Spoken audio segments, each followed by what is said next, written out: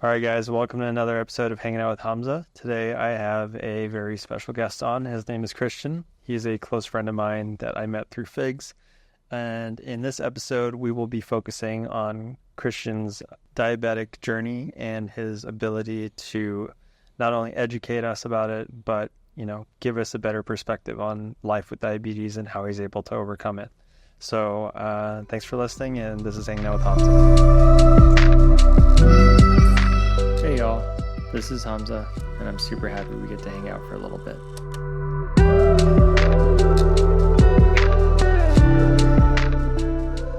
Alright guys, welcome to a special episode of Hanging Out with Hamza. As you can see, we're cozied up here in my hotel room. We're going to be kind of covering a lot of things, but I want to first start off by introducing my guest. His name is Christiaan.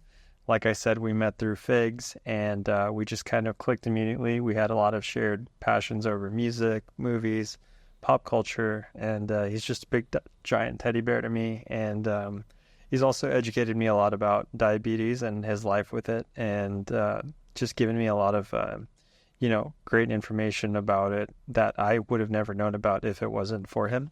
And I think his ability to share that with his followers and educate his audience in such a not only fun way, but also just kind of give us more of a better understanding of the struggle of having diabetes, especially in America, has been really interesting. So with that being said, I'm going to go ahead and pass it on to Christiaan so he can introduce himself.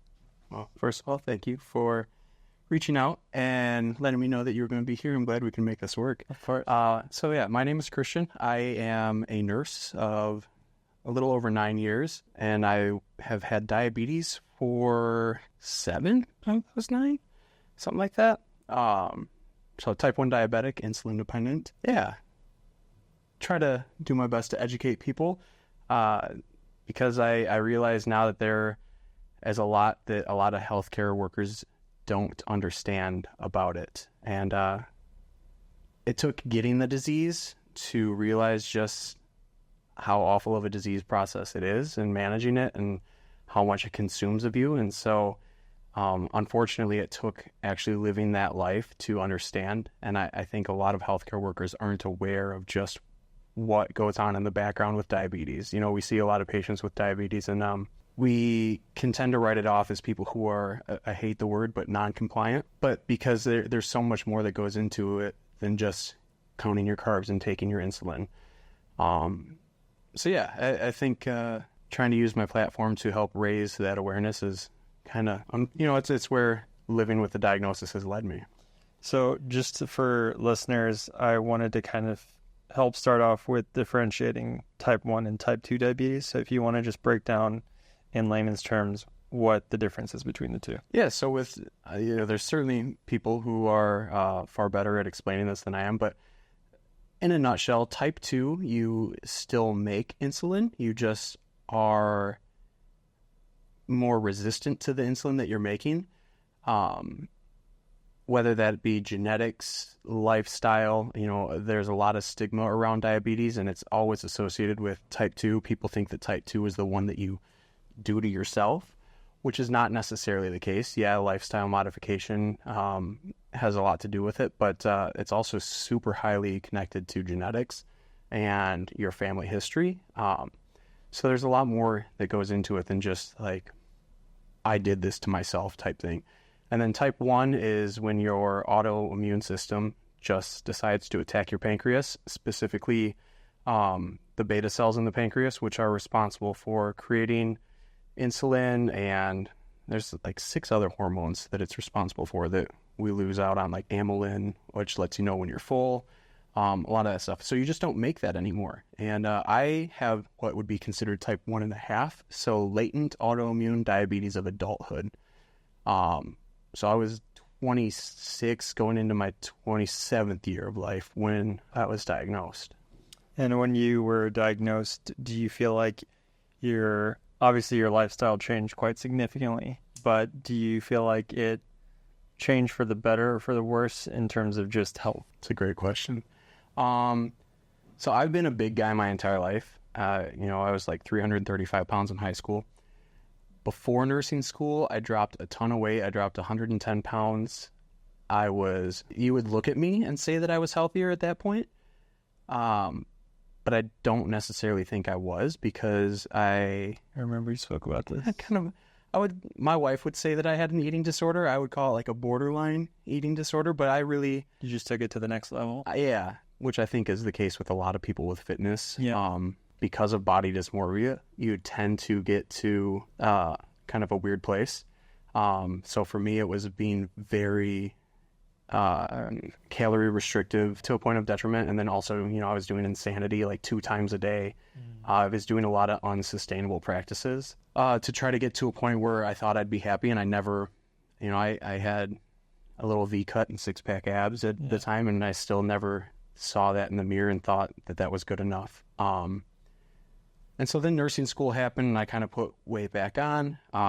Life gets in the way of a lot of things, and I was working 2 ICU jobs at the time, night shifts for those, one in like a cardiac ICU and one in a trauma burn ICU. And I was doing like 70 hours a week between the 2 ICUs, and really was not sleeping or eating healthy, just not taking care of myself. And when I was first diagnosed, we had just got back from Disney, and I got a sinus infection while we were there, because there's grimy kids everywhere. Yeah. And so I chalked it up to that, like, I was really thirsty, and I was like, well, I'm mouth breathing all the time, that's why. And then we started to get kind of into the late fall, winter months, and I was like, well, the heat's on, that's why the house is dry, that's why my mouth is dry, that's why I'm thirsty all the time. So even as a nurse, armed with the knowledge that I had on diabetes, what was right in front of me, I was so oblivious to. And, I started having vision problems where I was like, well, my vision's blurry because I just worked 70 hours straight between 2 ICUs with 3 hours of sleep each night. Like, obviously my eyes are tired. So all these things that were right in front of me, and I just kept chalking up to something else. And then finally one night I was like 5 hours into my shift at work and had drank like 7 liters of water, couldn't stop peeing. My vision was super blurry. I couldn't see the vitals on the monitor 10 feet in front of me. Yeah. And I was like, man, what is going on? And legitimately, I was like running through it in my head while I was doing my patient assessment, and my patient was sitting in front of me, and it clicked. And without even thinking out loud, I was like, oh shit, I think I have diabetes. Wow. And my patient looked at me like, what? I was like, hey, sorry, the personal thing going on. Yeah. Excused myself from the room, told my charge nurse, and went to the emergency room. And sure enough, my sugar was in like the 600s. And so that was the night that I was diagnosed as a diabetic, but we didn't know it was this latent autoimmune until months later. It was a lot of trial and error. So starting a medication, making lifestyle modifications, I'd get the blood sugar down. It would kind of plateau and start climbing again. So then we'd add a new medication. It would plateau, start getting worse again. And it was actually the first FIG shoot that I did where I was sitting and talking to Dr. Mauricio about it, and just like super frustrated. And he was like, you should talk to your primary about running such and such labs, a C-peptide and a GAD antibody, which the C-peptide is a byproduct of insulin when it's made. It cleaves, it's like a connecting peptide that holds the 2 insulin chains together. I don't know how in depth we want to go here, but that's how you can see how much insulin you're making by checking that. And then the GAD antibody is the like pancreas specific antibody. So we drew those, and the C-peptide was low, the GAD antibody was high, and sure enough, within like a few months of that, I was not making insulin at all anymore. Wow. And was fully insulin dependent. Yeah, I mean, that could definitely be helpful for people who, like your case, just didn't know they had something like this. Yeah. So, I mean, how common is it for patients to not even know that they have it until they're in an emergency situation like this, whatever? I would say it's pretty common. A lot of people... Just the lack of education. Lack of education, and just... We all have very busy lives. Yeah, especially as Americans. Yeah, there's a lot that we tend to ignore with our own health until it's too late. And so I think there's a lot that people can just, again, chalk up to something else, or just kind of set off to the side as we have to focus on, some people working 1, 2, 3 jobs, trying to make ends meet. So it's very easy to put stuff off. Are we allowed to swear? Yeah. To put shit off and just shove stuff to the side and be like, oh, I'll circle back to that when I get the time. And yeah. So obviously this podcast is usually about passions and about talking about things that we're, the guest is not only passionate about, but very educated on because of that passion. So originally Christian and I were kind of discussing like what we could talk about. There are a lot of things that he is very passionate about, but he was kind of nervous about what to talk about specifically because he didn't know if he knew enough about it. So, well, yeah, I feel like a lot of your guests have passions that they're very focused on, and I'm very much, every aspect of my life, I've always been a jack of all trades, master of none. So, I play a lot of different instruments. I started with drums when I was little, moved on to guitar, then bass, piano, mandolin, banjo, but it's not something I excel at with any of them. And same with just a lot of different aspects in life. But I do think one thing that has come from that is I've been able to use the little bit of talent I have in each area to create a platform where I can educate. Before nursing, I had focused on media production, audio-visual production. Well, I'm now able to use my knowledge from that to create an ability to educate on nursing and diabetes and what it's like to be a nurse when you have a chronic illness. So many of us spend all of our energy taking care of others. So what's life look like when you now have to dedicate that energy to yourself in order to be able to take care of others? Yeah. And I think, that's what I was basically getting at, is that you were able to implement all of these different passions into something that not only educates us, about the diabetics aspect of it, but also do it in an entertaining way, as weird as that sounds. But it's a very tough subject to swallow, and you somehow make it digestible for us. So that's always, something that I appreciate, and I'm sure a lot of your followers do as well. And you managed to kind of break the stigma around it too, because I feel like it's something that not a lot of people talk about for some reason. And you managed to kind of remove that seal to make it, a conversation that we can all be aware of. And one of the things I wanted to bring up was obviously attaining insulin in America as an American citizen and the challenges you face as an American citizen. And if you can kind of enlighten the audience about that. Yeah, I feel like so much goes into managing diabetes that isn't discussed, or people just don't have the knowledge on. Before I was diagnosed with it, I would get patients that would come in that were type 1, and they'd come in to the hospital with DKA, which is a condition called diabetic ketoacidosis, which is when you don't have enough insulin in your system and your sugar gets too high, and it's just like a feed-forward mechanism that you get more dehydrated, the sugar gets higher, and it just spirals.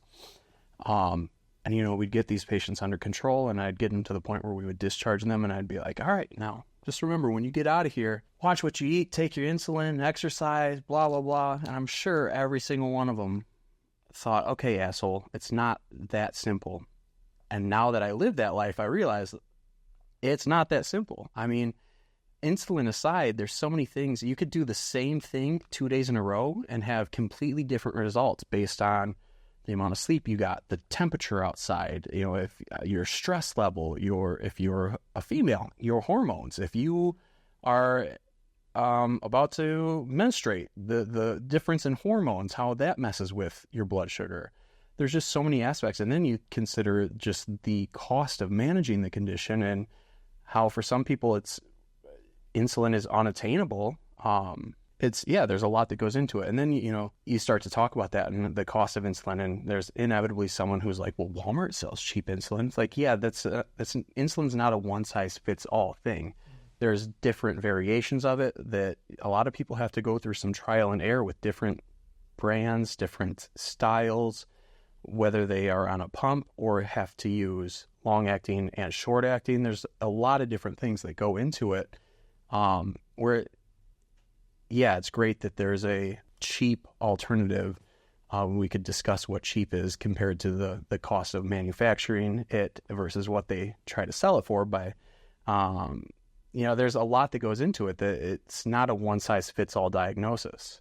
So in your perspective, based on you being in not only the healthcare industry, but being a person with diabetes, what do you think the best solution would be for this? Obviously, the most ideal solution is to make it affordable for all and make it free for all. Right? Yeah. So, I mean, I'm a big proponent for insulin for all. There's an organization called T1 International that really is trying to push for that, where just equal access to insulin for everybody. In an ideal world, that would be free insulin for everybody. You're going to get a lot of pushback from that because the manufacturers just make too much money off of it. Right now, one vial of my insulin, which I tend to go through 2 to 3 a month, depending on how things are going. One vial of the insulin I use without insurance is, the last time I had looked, like pre-pandemic, it was $312 a vial. I know it's absolutely gone up from there. Wow. Just with inflation, and it costs pennies to make each vial, and the upcharge on it is insane. And then on top of that, there's obviously, do you want to go into like what you're currently wearing and how that works, just to kind of educate? Yeah. So, I mean, there's different ways that people manage it. Again, because it's not a one size fits all thing. Some people can only afford a glucometer and have to poke their finger multiple times a day to check their blood sugar. And then they're using, so your pancreas, in a normal physiologic state, your pancreas would make kind of a baseline level of insulin that we would call a basal rate. It kind of keeps you level throughout the day. And then when you eat a meal, it responds to that and releases what would be the equivalent of a bolus dose. And then you've also got other factors, with your liver creating gluconeogenesis and creating sugar to kind of balance. So it's this whole system, right? If you're not on a pump, you have to take a long-acting insulin as your basal that gets you through the day, and then some people with their meals have to then take a bolus dose with each meal. So you're counting the carbs that you're eating and adjusting accordingly.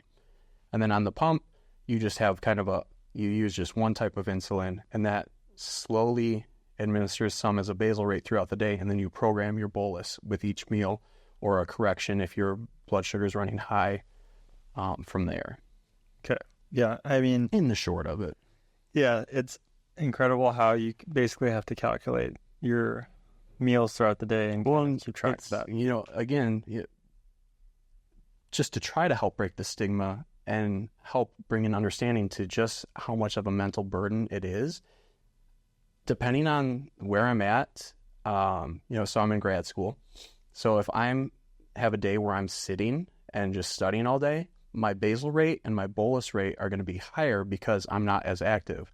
Whereas if I'm at work and I'm running around the unit, I have to have a different basal rate and a different insulin to carb ratio there, because I'm going to be using those carbs differently. Depending on the meal, if I'm eating something that has carbs in it but has also got a decent amount of fats and proteins, I have to change exactly how I'm giving myself the insulin, because that could impact how the carbs are absorbed, because the fats are going to kind of slow down the breakdown of those carbs and kind of spread it out over time. So if I take everything up front, like say I'm having pizza, if I take all the insulin I should take for the amount of carbs in that pizza up front, I'm going to bottom out, because the carbs from the crust are going to be absorbed slower because of the fats in the cheese. So it's a mental game always, and you're constantly kind of trying to figure out, how am I not going to kill myself today when I'm doing these adjustments and these boluses? And yeah, we talked about it earlier too. You and a girl I talked to recently, or a while ago, had diabetes, and I didn't realize fully just how involved you are in your own personal monitoring of your health until I was obviously speaking to you about it. And even with her, I remember she would check with me like, hey, like, do you have any sugar at your place, or do you have this or that? And it's like, you have to kind of plan every step ahead as well, which we take for granted just as, people who don't have diabetes.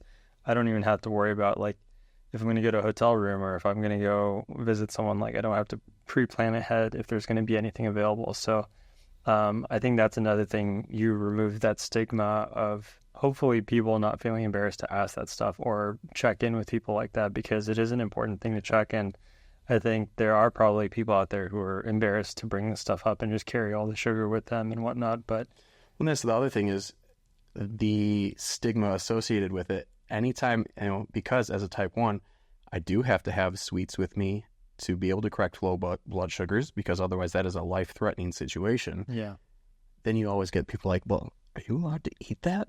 Are you diabetic? You can have that? Like, yeah, I can have whatever I want. I just have to make the right corrections. Yeah. That's the other thing that I try to push is there's no such thing as bad food. It's just everything in moderation, right? Like, I know that's going to probably get a lot of flack, because there certainly are things that are processed and not great for you. Yeah. But if that's what you have access to, then we have to learn. Yeah, then we have to learn to work within your means, right? So if you're a patient that, if you're in a food desert and you only have access to processed things, then we got to figure out how do we balance that with other things. Yeah. Whether that's insulin or trying to find proper ways to exercise, get your cardio in. It just, everything is so specific to the person and their lived situation. Again, it's not a one size fits all thing. Yeah. In terms of, I guess, our relationship, and just to dive deeper into how we met and whatnot, what do you feel like was the most important thing that, this is obviously stepping a little bit away from the passion right now, but just to kind of understand deeper for the audience, like how we got to know each other and what you feel like made our friendship special compared to, I guess, the run. So, did we start interacting post-pan? Like, it was 2020, right? Or did we start talking in 2019 before that? I think it was 2020, because I think that was around the time we were just, DMing more often. Yeah. And we kind of caught on that we were both into the same pop culture things. And I always really appreciated your eye for, anyone who follows you sees the photos you take and your ability to see art in anything. And so I always really appreciated that. And I appreciated your creativity when it came to your posts. And just kind of how vulnerable and real you are as a human.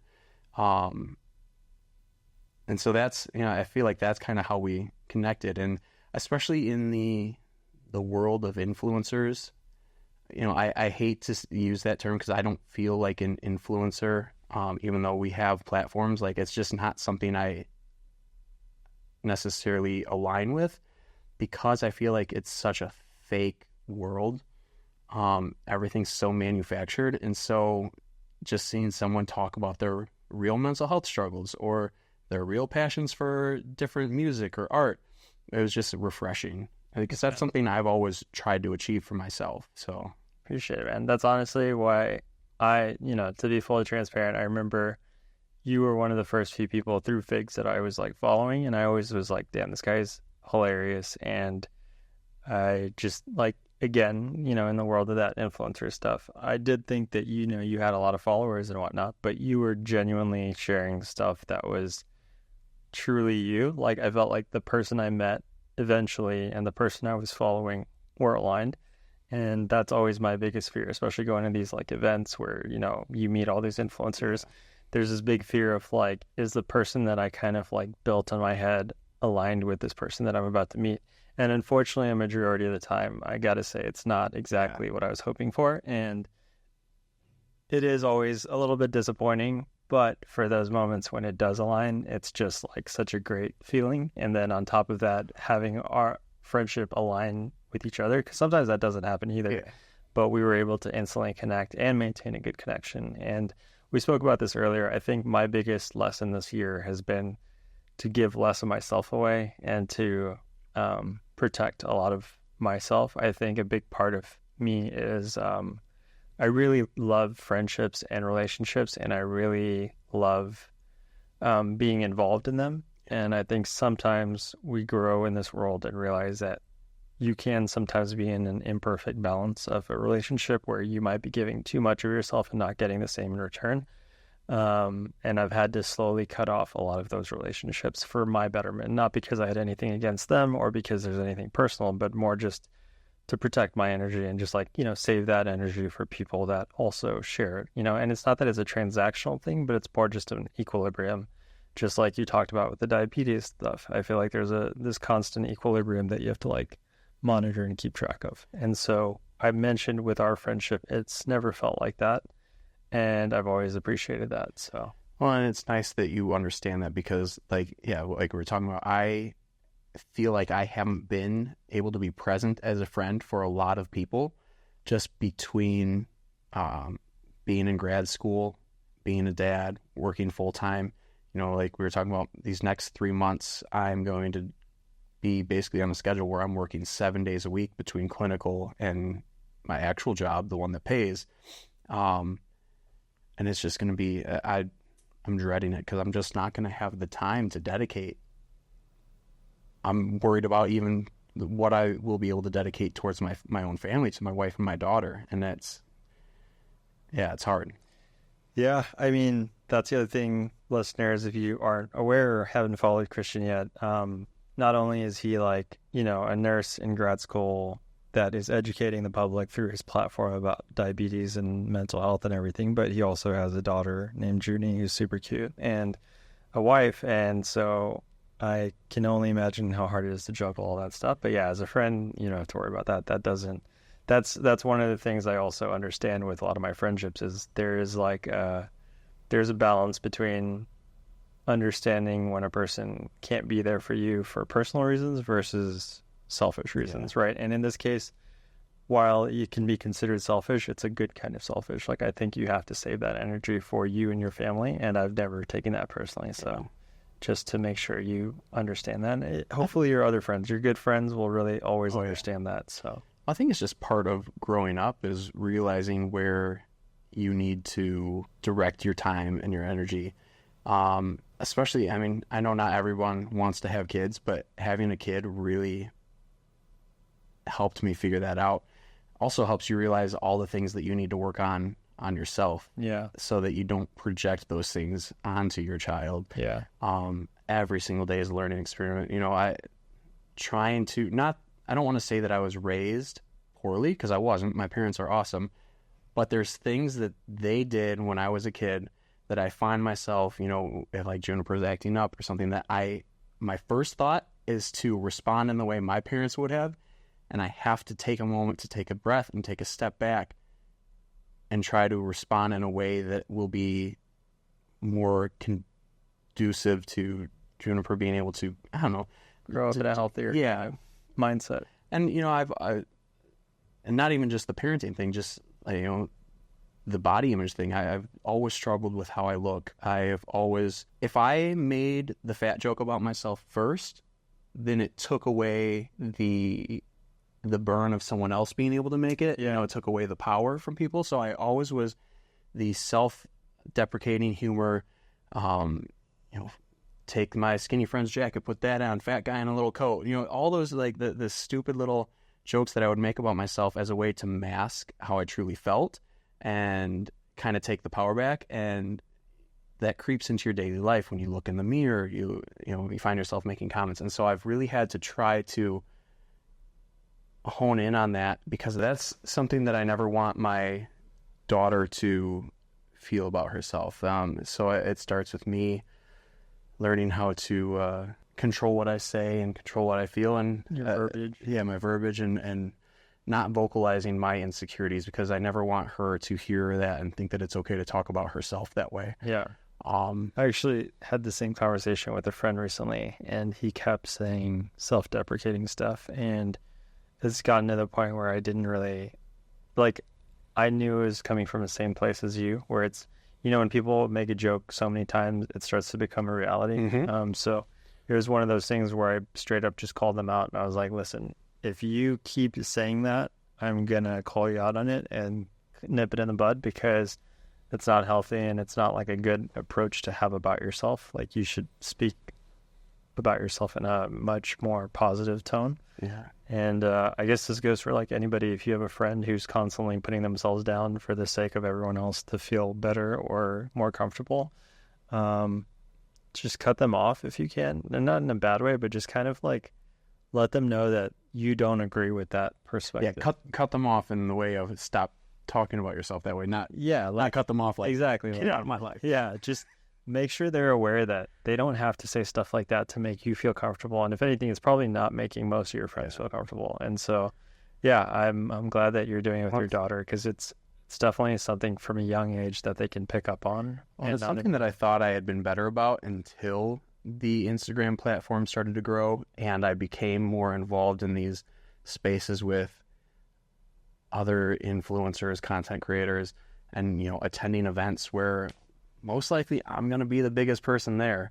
And it just really, it brings back like middle school feelings almost of just the insecurities. It's wild. So that's something, you know, that I've been trying to work on with myself. Yeah, I think you've been doing great. And if you kind of think about it in another light, there's so many people that look up to you and admire you for what you're sharing and doing on a platform. And I don't think your weight or your appearance or anything is something that really crosses their mind in that regard. And if anything, I mean, you are kind of promoting a better sense of being comfortable in who you are. And, you know, like it's not like you're unhealthy. Like you're taking care of yourself. You're doing the necessary things to take care of yourself. If you look at my labs and all of that stuff, I am the healthiest I have been in a long time, you know, compared to back when I had dropped a ton of weight. I was not in a good spot because I was not nourished the way I should be. And now, you know, learning how to control this disease has helped me really be able to hone in on my health, both physical and mental, because it really is such a mental toll. You kind of do live with this back of your head fear of, what if I do something wrong? Or what if I'm somewhere and I don't have the things I need to get my blood sugar back up? What if I'm alone? You know, I love to go out on jogs with my daughter and have her in the jogger. What if I'm out miles away from home and because of the cardio activity, my blood sugar just tanks and I collapse with my daughter not able to do, you know, she's 4. What is she going to do? Yeah. So there's a lot of things that really just kind of, you have to focus on mentally, and yeah, it's a 24/7 disease process. I guess this goes into my next subject about, it's kind of wavers between the weight loss and diabetes and the current system that we're dealing with in America, Ozempic. Yeah. Do you want to kind of dive into like that whole thing? Because I think there's a lot of people that don't have a lot of education about Ozempic and where it actually stems from. Yeah. So that medication and that whole class of medications, the SG or the GLP-1s. Yeah, of course, GLP-1s. Yeah. All about that. You got your GLP-1s, your SGLT2s. So no, the Ozempic is that form of that classification, the GLP-1. And so there's a few different variations of it. But ultimately, what they do is it was started as a medication for type 2 diabetes. And it slows your gastric motility so you feel fuller longer. It also slows it so that you don't have these huge spikes of blood sugar after meals because you're not absorbing those carbs as fast. It works in a number of different ways.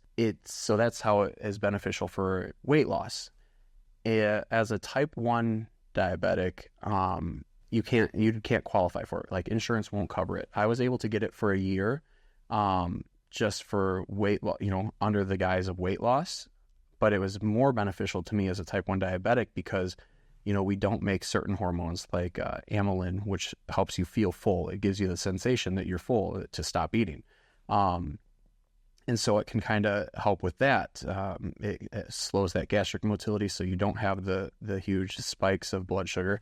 But unfortunately, the FDA doesn't see the benefit in it for us. So, yeah, it's frustrating to me to see people use it for like vanity weight loss when I know so many people who truly need it can't afford it, can't get the coverage.